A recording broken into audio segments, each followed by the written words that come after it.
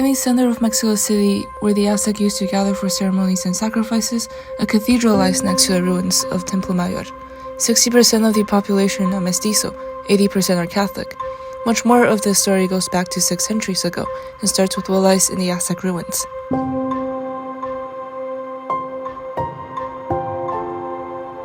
Legend says after a long migration from Aztlan, the Mexicas reached Lake Texcoco, where they spotted an eagle perched on a cactus holding a rattlesnake, an imagery still reflected in the Mexican flag.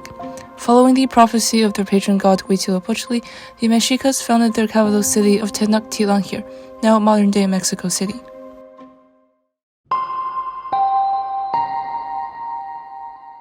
Tenochtitlan proved to be a prominent and advanced city-state. The Mexicas, also referred to as the Aztecs, had a thriving population of about 300,000 people. On Lake Texcoco, they built artificial islands for agriculture, known as chinampas. On the actual island, they built impressive structures like temples, the most notable of which is Huitzilopochtli, where they performed human sacrifices to honor their gods. In 1428, the Mexicas partnered with 2 other cities, Texcoco and Tlacopan, to form the Aztec Triple Alliance, making up the Aztec Empire. The Aztecs had a diligent work ethic and took the military very seriously. Many started training at an early age. With their advanced military, the Aztecs conquered copiously and brutally. They were an imposing force on neighboring towns, captured their warriors, and usually enslaved or sacrificed them to Aztec gods. The Aztec nobility also demanded tributes like luxury items from the conquered tribes. Enemies were made. Later, those tribes would ally with the incoming Spanish colonizers, eager to defeat the Aztec Empire.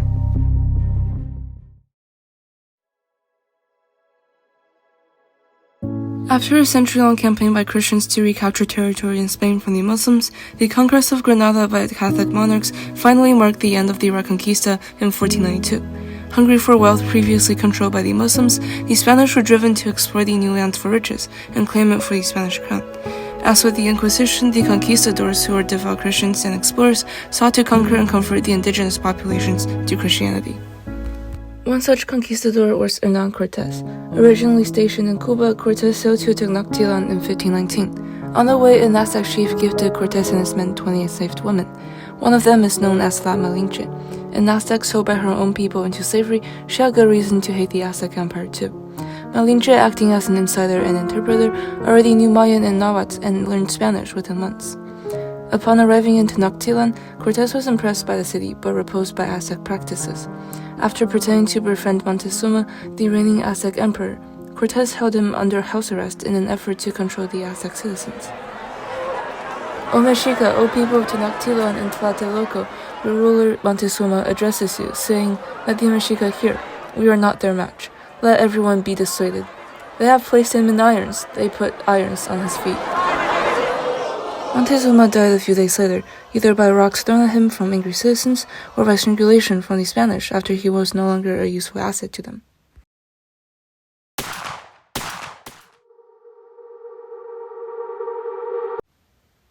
Outmatched by Spanish weapons made of iron, many great Aztec warriors died in a war or an ambush. With the help of La Malinche and allying tribes like the Tlaxcala, the Spanish weakened the Aztec military. Diseases that the Aztecs weren't previously exposed to also greatly crippled and reduced the Aztec population. After a 4-month siege in 1521, the last Aztec emperor, Cuauhtémoc, was captured, and the Aztec Empire fell.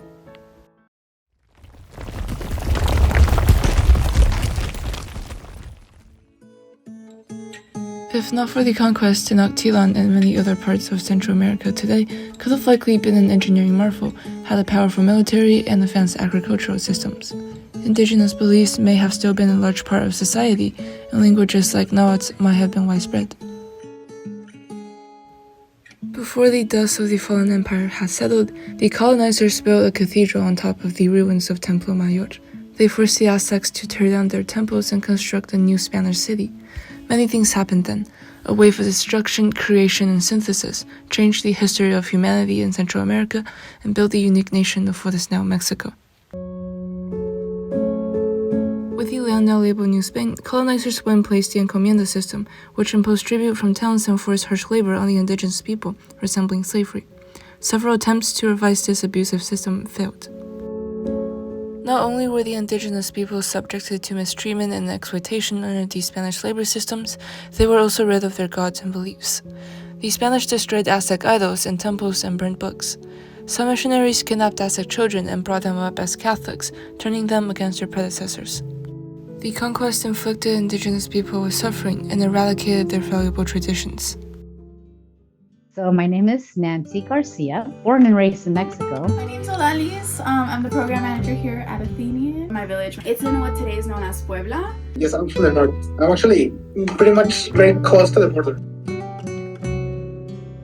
The Catholic story is that an indigenous boy, Juan Diego, right? went up to the Sierra del Tepeyac. And like the flowers that like appeared on him. When he showed them the roses to the gods, the imprint of the Virgin Mary was on his poncho, and that's when it came.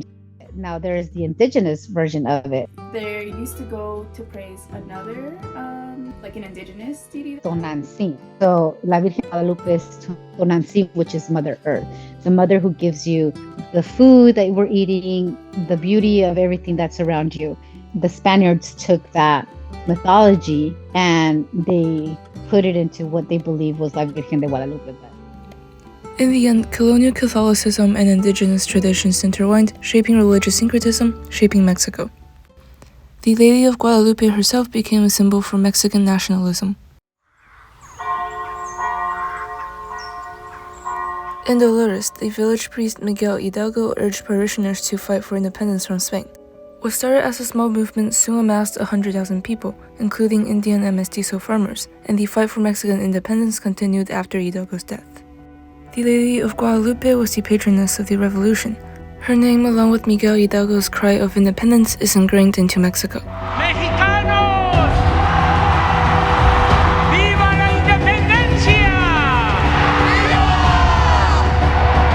¡Viva Miguel Hidalgo y Costilla! ¡Viva México! ¡Viva México!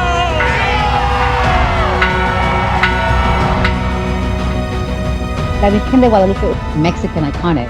Everybody has a lot of faith in her. I would say is La Patriota de Mexico because everybody roots for her.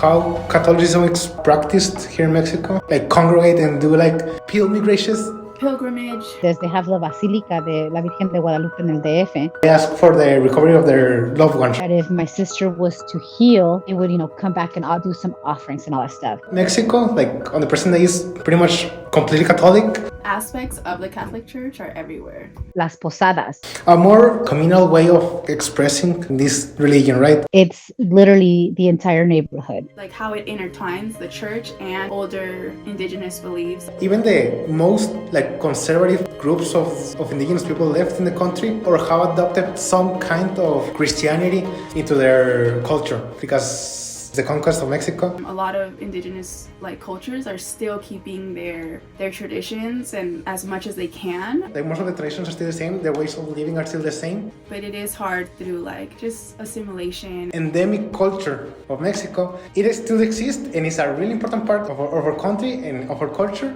and we really try to preserve it, but still what's left of it is really little. I can't go up to somebody else let's practice together because they don't know it. Those communities that speak only the dialects and not the Spanish part, they have a very hard time integrating into society that's evolving. In 2022, there was a young indigenous boy that was set on fire by his classmates because he spoke in an indigenous accent. How do you think the indigenous culture today has affected Mexican culture? I think almost everything, our food, our culture, our traditions. I think Dia de los Muertos is a really huge one. The Day of the Dead, it can be Aztec dancing, it can be the language. Their culture into our food. Milpas. We have over 60 nations that are still there. We have a lot of Afro-Latinos. We have this really strong sense of unity. The Spaniards, they wanted to do a whole, 360, completely modify what you believe, what you did, what you practice, and that was impossible. Mexico ultimately is a mixed country that has a unique culture and national identity, distinguishing it from the rest of the world and the country of its colonizers.